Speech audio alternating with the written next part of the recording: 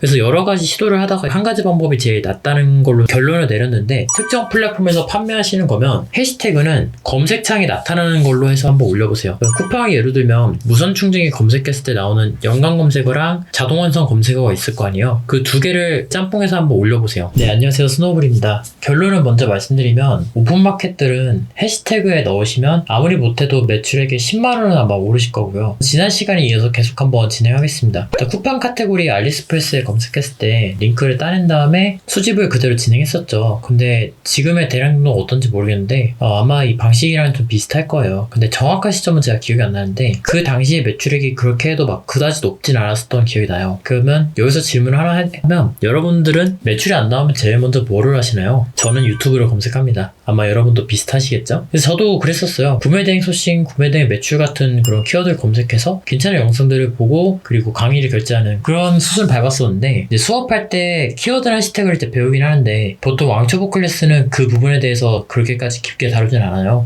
그래서 오늘은 제가 해시태그에 대한 부분만 제가 했었던 걸 정말 그대로 말씀드리겠습니다. 그리고 그거에 대한 값은 구독과 좋아요, 알람 설정으로 받을 테니까요. 한 번씩만 눌러주세요. 일단 설명은 쿠팡 기준으로 진행하겠습니다. 구매 대행은 대체로 ESM이라 11번가 국내 입점 계정에서 이제 매출이 보통 발생하거든요. 그런데 쿠팡이 가장 거대한 플랫폼이기도 하고 가장 데이터가 풍부해요. 그래서 이쪽 기준으로 설명을 드리는 게 맞을 것 같고요. 그래서 처음에 해시태그를 뽑을 때는 키워드 사이트들에서 이제 가져왔었거든요. 그러니까 정확히는 그 키워드 사이트가 뭐냐면 아이템 스카우트, 판다링크, 셀링하니 그런 거 있죠. 거기에서 이제 특정 키워드를 검색하면 엑셀을 다운로드 할 수 있습니다. 그래서 그 과정을 통해서 거기에 있는 것 중에서 제일 연관성이 있다고 생각하는 10개에서 20개를 뽑아서 이제 대량 등록 사이트에 업로드를 했었는데, 참고로 이 3개의 사이트에서 보여주는 데이터가 달라요. 그래서 아마 API를 어디에서 쓰는가랑 크롤링한 데이터를 어떤 시점에 데이터를 관리하느냐에 따라서 달라지는 것 같은데, 개인적으로는 셋 중에서 아이템 스카우트가 제일 무난한 것 같고요. 그 차이점에 대한 자세한 영상은 우측 상단에 제가 링크 남겨드릴 테니까 참고해 주시도록 하세요. 그때 당시에는 키워드를 찾아주는 사이트에서 내용을 찾아서 업로드를 했었던 기억이 나요. 근데 그렇게 해서 팔렸냐고 물어보시면 그렇게까지 유의미한 차이를 만들어내기는 어렵어요. 그러니까 이렇게 하면 됩니다라고 방법을 던지는 거랑 그게 유의미한 차이점을 만들어내는 거는 조금 다른 문제인 것 같아요. 그래서 왜 이렇게 했었냐면, 그 당시에 이렇게 하라고 배웠었고 잘 판매하는 사람들한테 이제 아름아름 물어보니까 자기들도 키워드 사이트들에서 다운로드 받아서 키워드를 찾는다고 하더라고요. 그래서 똑같이 해봤더니 유의미한 차이가 안 나는 거예요. 그래서 그때 당시에 여러 가지 개선 사항들을 만들기 시작했었는데, 제 스타일 자체가 분석하는 그런 쪽이거든요. 그래서 그때부터 노출이라는 요소를 분석하기 시작했던 것 같아요. 사용자들이 보통 특정 물건을 구매하려고 검색을 했을 때 물건이 보여지게 되는 걸 노출이라고 보통 불러요. 그래서 이 노출을 결정하는 요소가 몇 개가 있는데, 키워드 상세 페이지 내용, 해시태그, 속성, 상선명, 디스크립션 등등등 이렇게가 있는데 플랫폼마다 이 내용들이 다 다릅니다. 그런데 대체로 항상 들어가는 부분이 두 개가 있는데, 키워드랑 해시태그 이 두 개는 거의 100% 다 들어가요. 해시태그 먼저 제가 파헤치기를 했었어요. 그래서 여러 가지 시도를 하다가 한 가지 방법이 제일 낫다는 걸로 결론을 내렸는데, 특정 플랫폼에서 판매하시는 거면 해시태그는 검색창에 나타나는 걸로 해서 한번 올려보세요. 쿠팡이 예를 들면 무선 충전기 검색했을 때 나오는 연관 검색어랑 자동 완성 검색어가 있을 거 아니에요. 그 두 개를 짬뽕해서 한번 올려보세요. 예를 들어서 지난 영상에서 제가 카테고리 기반으로 업로드한다 했었잖아요. 그러면 이제 무선 충전기라는 키워드를 알리익스프레스에서 검색해서 그 링크를 수집한 다음에 거기에 들어가는 해시태그는 연관 검색어랑 자동 완성 키워드, 이 두 개를 모아서 해시태그로 구성하는 것이죠. 자동 완성 키워드란 이제 검색했을 때 그 아래에 전개되는 그 키워드들 있죠. 그걸 뜻하고, 연관 검색어란 우리가 검색했을 때 상단에 나오는 여러 가지 단어들이 있을 거예요. 그걸 뜻합니다. 왜 이렇게 했었냐면, 어차피 우리가 쿠팡에서 검색을 하는 거면 쿠팡에서 사람들이 살 거 아니에요. 그쵸? 그러면 여기에 뜨는 검색어들은 쿠팡에서 많이 검색을 했으니까 떠 있는 거겠죠. 그래서 이것들을 모아서 해시태그로 제가 구성을 해줬던 거예요. 반면에 우리 아이템 스카우트나 기타 다른 곳에서 보여주는 것들은 이 데이터의 출처가 불분명해요. 그러니까 이거를 쿠팡에서 취합을 한 건지, ESM에서 취합을 한 건지, 네이버에서 취합을 한 건지,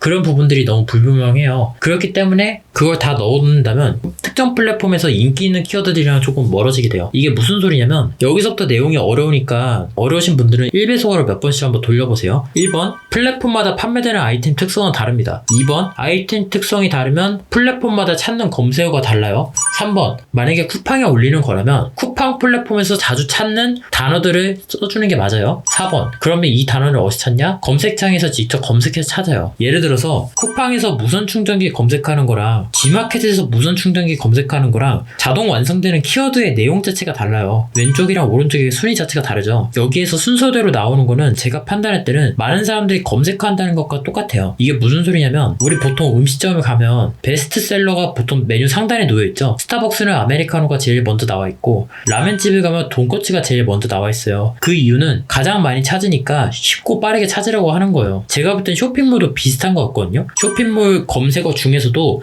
상단에 위치된다는 뜻은 많은 사람들이 검색을 한다는 뜻이에요. 그래서 제가 봤을 땐 쿠팡을 타겟으로 해서 올리는 거라면 ESM에서 찾은 이 키워드를 올리는 것보다 쿠팡에서 검색을 했을 때 나오는 걸 올리는 게 더 맞는 판단이 아니냐는 거죠. 예를 들어서 3-in-1 무선 충전기는 쿠팡에서 검색했을 때 나오지만 G마켓에서는 없죠. 만약에 G마켓에서도 3-in-1 무선 충전기를 검색했다면 자동완성 키워드로 나타나 있을 거예요. 그런데 그게 없다는 건 검색량이 극도로 적다는 뜻이죠. 이 키워드는. 그래서 그때부터 쿠팡에서 매출이 전 잘 나오고 있었으니까 해시태그를 쿠팡 기준으로 맞추는 게 맞지 않냐는 아이디어가 있었던 거죠. 같은 이치로 만약에 11번가랑 ESM이 매출 비중이 높으시다면 그쪽 기준으로 해서 세팅하시는 게 아마 더 큰 도움이 되실 거예요. 그래서 이번 영상의 핵심 아이디어를 더 간단하게 좀 보여드리면 해당 플랫폼에서 보여주는 해시태그로 잡아 놓는다가 이 아이디어의 핵심이고요. 왜 그렇게 하냐면 여기서 가장 많이 검색하는 단어들만 보여주는 걸 거니까 그걸 입력해주는 게 맞다는 아이디어였고, 그렇다면 왜 다른 곳에서 가져온 키워드들은 넣어주지 않는가라는 의문이 있다면 그거를 여기서 검색했을 때 그 키워드가 나오지 않는 거는 해당 플랫폼에서 충분한 검색량이 받쳐주지 못하기 때문에 나타나지 않는다고 저는 판단을 했어요. 그러니까 돈코츠 라면을 많이 찾으니까 돈코츠 라면이 상단으로 올라가 있는 것과 똑같은 원리라고 저는 생각했었습니다. 그런 흐름으로 이렇게 만들었었고요. 실제로 이렇게 했을 때 이거는 성과가 좋았습니다. 특히 이제 구매대행 폐업하는 그 날까지도 이렇게 했었고, 지금 돌이켜 봤을 때도 이 방법이 먹힐 것 같냐라고 물어보신다면 저는 지금 다시 하라고 해도 해시태그 이렇게 잡을 것 같아요. 그리고 제가 위에 그 영상 중반부 보시면은 제가 어뷰징 안 해도 8만 키워드도 거의 한 1페이지 레벨을 올릴 수 있거든요. CPC만 해도. 그러면 제가 지금 키워드를 보는 눈이 아예 없는 수준은 아니란 말이에요. 그런데 지금 시점에서 봐도 저는 이 방법이 나쁘지 않다고 생각해요. 다만 그거는 말씀드려야 되는 게 해시태그가 무지막지하게 중요한 요소는 아니라고 저는 생각합니다. 만약에 매출 1000만 원이 나왔을 때 그 매출에 기여한 정도로 친다면 많아야 10%? 한 5%에서 10% 그쯤 될 것 같아요. 아니 그보다 더 적을 수도 있을 것 같아요. 그래서 시간을 갈아 넣으면서 크게 연구할 필요는 저 없다고 보고요. 예를 들면 유튜브도 해시태그 넣을 수 있지만 우리 보통 해시태그 쳐서 들어가진 않잖아요. 검색어를 쳐서 들어가지. 그런 정도의 기여도이기 때문에 시간을 갈아 넣으면서까지 우리가 해시태그를 연구할 필요는 저는 굳이 없다고 생각해요. 다만 해시태그를 가장 먼저 건드려줬던 이유는 이게 가장 수정하기 만만했었어요. 제목은 그 수많은 단어들에서 키워드를 조합해서 30자대로 깔끔하게 완성을 시켜야 되는데 해시태그는 그런 건 아니었거든요. 많으면 20개, 적으면 10개 레벨로 해서 대충 넣을 수도 있는 부분이었고, 그 덕분에 가장 개선이 빠르다는 장점이 있었어요. 그래서 제가 해시태그를 먼저 건드려줬던 거고, 무엇보다 제가 확실하게 말씀드릴 수 있는 건 안 넣는 것보다는 넣는 게 훨씬 좋습니다. 이거는 제가 대량 등록 거의 한 2년 정도 가까이 하면서 느꼈던 부분이고, 귀찮으셔도 반드시 넣어주시는 게 낫다는 거는 제가 말씀드릴 수 있을 것 같아요. 그리고 그게 경쟁력이라는 걸 나중에 깨달았죠. 마지막으로 제가 제 이야기 조금만 하고 좀 끝내도록 하겠습니다. 얼마 전에 ESM도 규제를 시작했죠. 제가 단점으로 꼽았던 것 중에 하나가 대량 등록 플랫폼의 정책에 역행하는 거라고 말씀을 드렸었죠. 그게 바로 이루어진 것 같은데 이 영상도 한번 참고해 주시면은 구매 대행 하시는데 큰 도움이 되실 거고요. 그리고 최근에 제가 이렇게 무료로 푸는 거에 있어서 선한 영향력을 끼쳐준다고 이렇게 말씀하시는 분도 계세요. 당연히 저는 되게 감사한 부분이지만 저보다는 좀 정말로 그 자기 청춘 바쳐서 봉사활동 하시거나 기부하시는 분들에게 돌아가야 되는 칭호라고 저는 생각을 해요. 그 단어가. 그러니까 언젠가 이 시리즈 끝단에 가면 제가 폐업을 하게 된 원인과 제가 놓쳤었던 부분들에 대해서도 말씀을 드리기 시작할 거예요. 그 내용들은 지독히 현실적일 거예요. 누구를 탓하는 것도 아니고 대부분은 다 제 실수와 그리고 잘못된 판단들에 의해서 이루어진 결과이기 때문에 제가 겪게 된 그런 흑역사와 관련된 것들을 제가 풀어낼 거예요. 단적인 예로 오늘 해시태그에 대한 얘기를 말씀드렸죠. 제가 구매 대행할 때는요, 정말 놀랍게도 저 이외의 다른 사람들에게 이 해시태그 잡는 법을 알려드리지 않았어요. 그냥 아이템 스카우트에서 20개 뽑아서 대충 갖다 넣으라고 했습니다. 일부러 다르게 알려드렸어요. 근데 왜 그랬겠어요? 내 핵심 노하우를 공짜로 나누고 싶지 않았기 때문이에요. 그래서 제가 이게 좀 생각나서 그때 당시에 제가 알려드렸던 분한테 사실 그거 다 안 알려드렸다고 문자 드리니까 다 알려줬다고 이제 하시는데 사실 다 안 알려드린 게 맞습니다. 저는 그걸 기억합니다. 합니다. 그런데 이 내용을 제가 유튜브에서 무료로 풀 수 있는 내용은 제가 폐업을 했기 때문이에요. 저도 제 사업을 홍보하기 위해서 유튜브를 하는 것이지 봉사를 하기 위해 하는 게 아니에요. 그래서 제가 생각하는 선한 영향력이라는 단어는 상업적 목적으로 운영하는 제가 받을 만한 그런 단어는 아닌 것 같아요. 그래서 그거는 제가 정중히 사양드리도록 하겠고 더 열심히 하라는 의미로 받아들이는 게 맞다고 생각합니다. 그래서 궁금한 게 있으시면 댓글 남겨주시고요. 저는 다음 시간에 뵙도록 하겠습니다. 감사합니다.